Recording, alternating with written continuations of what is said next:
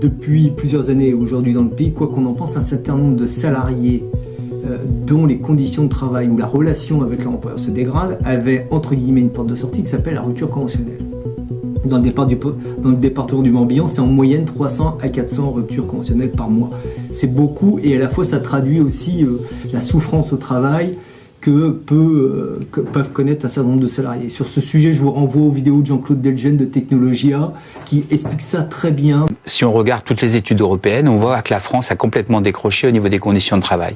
Une étude, par exemple, qui est sortie en fin 2021, publiée en 2022, qui est une étude qui s'appelle Eurofound, qui est une étude très sérieuse, qui est une étude harmonisée sur tous les pays d'Europe. La France est 36e. Alors c'est plus que l'Europe politique, hein, c'est très large.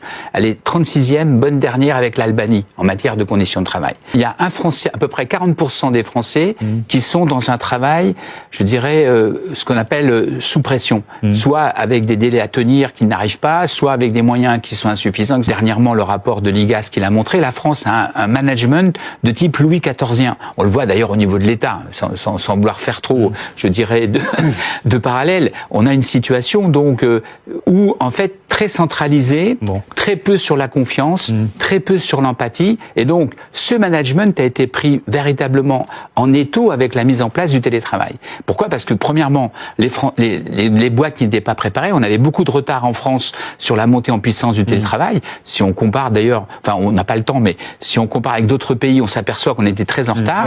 Donc, les managers non préparés, avec donc des habitudes assez traditionnelles, et donc, effectivement, au final, c'est comme vous le disiez tout à fait justement, on se retrouve avec un flicage, ou alors on donne beaucoup de travail aux uns et aux autres pour être sûr qu'ils sont occupés. Il n'y a pas la confiance, il n'y a pas l'empathie.